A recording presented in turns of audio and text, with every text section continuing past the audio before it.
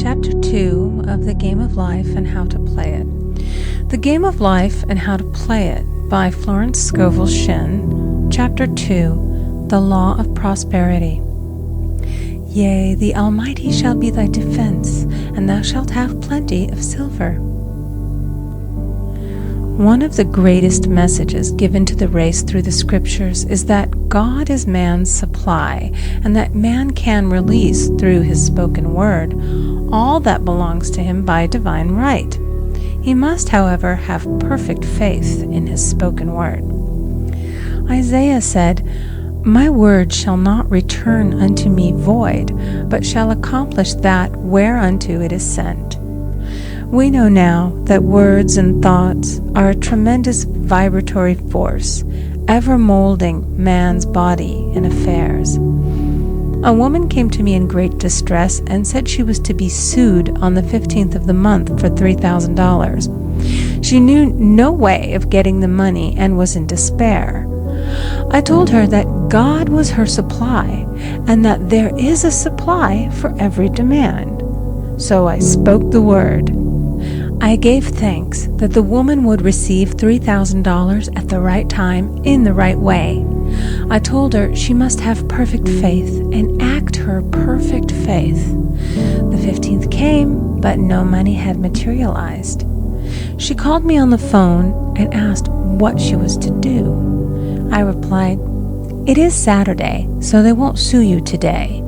Your part is to act rich, thereby showing perfect faith that you will receive it by Monday." She asked me to lunch with her to keep her courage. When I joined her at a restaurant, I said, "This is no time to economize. Order an expensive luncheon and act as if you have already received the $3,000. All things whatsoever ye ask in prayer, believing ye shall receive." You must act as if you had already received. The next morning she called me on the phone and asked me to stay with her during the day. I said, "No, you are divinely protected and God is never too late."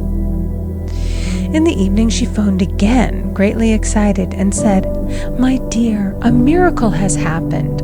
I was sitting in my room this morning when the doorbell rang. I said to the maid, 'Don't let anyone in.' The maid, however, looked out the window and said, 'It's your cousin with the long white beard.' So I said, 'Call him back. I would like to see him.' And he was just turning the corner when he heard the maid's voice, and he came back. He talked for about an hour, and just as he was leaving, he said, 'Oh, by the way, how are finances?' I told him I needed the money, and he said, 'Why, my dear, I will give you $3,000 the first of the month.' I didn't like to tell him that I was going to be sued. What shall I do? I won't receive it till the first of the month, and I must have it tomorrow. I said, 'I'll keep on treating.' I said, 'Spirit is never too late. I give thanks that she has received the money on the invisible plane and that it manifests on time.' The next morning, her cousin called her up and said, 'Come to my office this morning, and I will give you the money.' That afternoon, she had $3,000 to her credit in the bank and wrote checks as rapidly as her excitement would permit. If one asks for success and prepares for failure, he will get the situation he has prepared for. For example, a man came to me asking me to speak the word that a certain debt would be wiped out. I found he spent his time planning what he would say to the man when he did not pay his bill, therefore neutralizing my words. He should have seen himself paying the debt. We have a wonderful illustration of this in the Bible, relating to the 3 kings who were in the desert, without water for their men and horses. They consulted the prophet Elisha, who gave them this astonishing message. "Thus saith the Lord, Ye shall not see wind, neither shall ye see rain, yet make this valley full of ditches." Man must prepare for the thing he has asked for when there isn't the slightest sign of it in sight. For example, a woman found it necessary to to look for an apartment during the year when there was a great shortage of apartments in New York. It was considered almost an impossibility, and her friends were sorry for her and said, "Isn't it too bad? You'll have to store your furniture and live in a hotel." She replied, "You needn't feel sorry for me. I'm a Superman, and I'll get an apartment." She spoke the words, "Infinite Spirit, open the way for the right apartment." She knew there was a supply for every demand, and that she was unconditioned, working on the spiritual plane, and that one with God is a majority. She had contemplated buying new blankets when the tempter, the adverse thought or reasoning mind, suggested, "Don't buy the blankets. Perhaps after all, you won't get an apartment and you will have no use for them." Promptly she replied to herself, "I'll dig my ditches by buying the blankets." So she prepared for the apartment, acted as though she already had it. She found one in a miraculous way, and it was given to her although there were over 200 other applicants. The blankets showed active faith.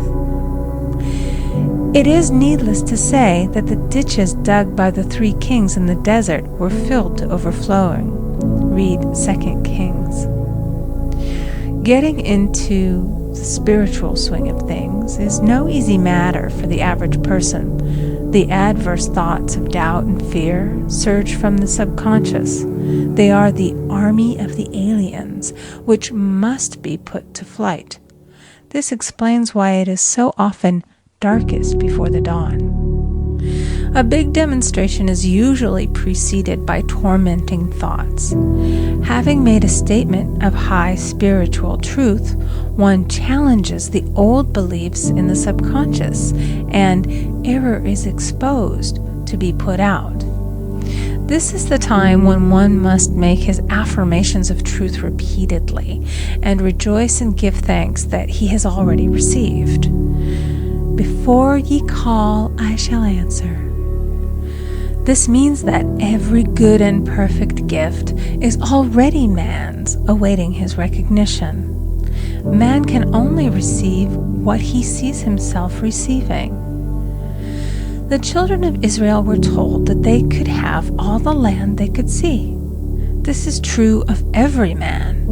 He has only the land within his own mental vision. Every great work, every big accomplishment has been brought into manifestation through holding to the vision. And often, just before the big achievement, comes apparent failure and discouragement. The children of Israel, when they reached the promised land, were afraid to go in, for they said it was filled with giants who made them feel like grasshoppers. And there we saw the giants, and we were in our own sight as grasshoppers. This is almost every man's experience. However, the one who knows spiritual law is undisturbed by appearance and rejoices while he is yet in captivity. That is, he holds to his vision and gives thanks that the end is accomplished. He has received. Jesus Christ gave a wonderful example of this. He said to his disciples, "Say not ye, there are yet 4 months, and then cometh the harvest? Behold, I say unto you, lift up your eyes, and look on the fields, for they are ripe already to harvest." His clear vision pierced the world of matter, and he saw clearly the 4th dimensional world, things as they really are, perfect and complete in divine mind. So man must ever hold the vision of his journey's end and demand the manifestation of that which he has already received. It may be his perfect health, love, supply, self-expression, home, or friends. They are all finished and perfect ideas registered in divine mind, man's own superconscious mind, and must come through him, not to him. For example, A man came to me asking for treatments for success.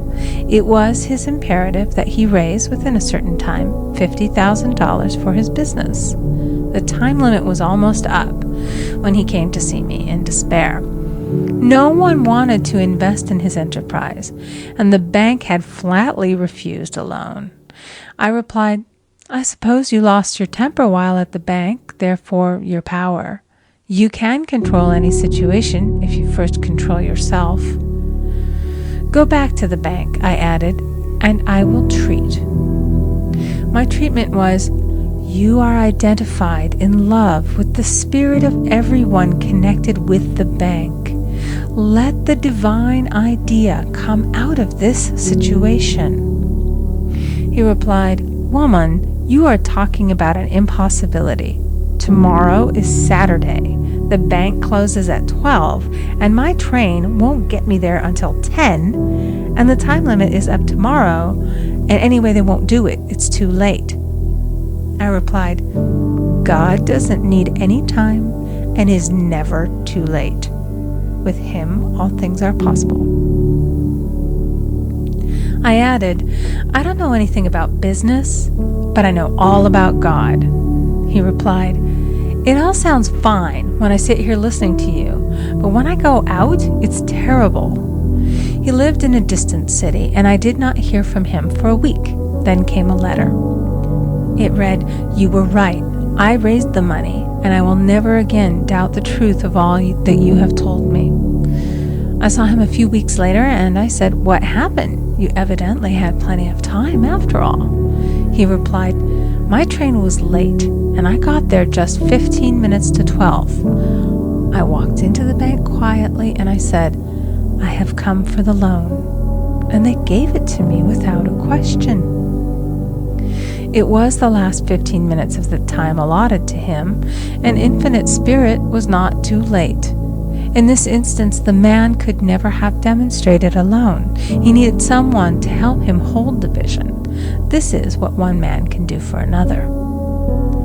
Jesus Christ knew the truth of this when he said, "If two of you shall agree on earth as touching anything that they shall ask, it shall be done for them of my Father which is in heaven." One gets too close to his own affairs and becomes doubtful and fearful. The friend or healer sees clearly the success, health, or prosperity and never wavers because he is not close to the situation. It is much easier to demonstrate for someone else than for oneself, so a person should not hesitate to ask for help if he feels himself wavering. A keen observer of life once said, "No man can fail if some one person sees him successful." Such is the power of the vision, and many a great man has owed his success to a wife or a sister or a friend who believed in him and held without wavering to the perfect pattern.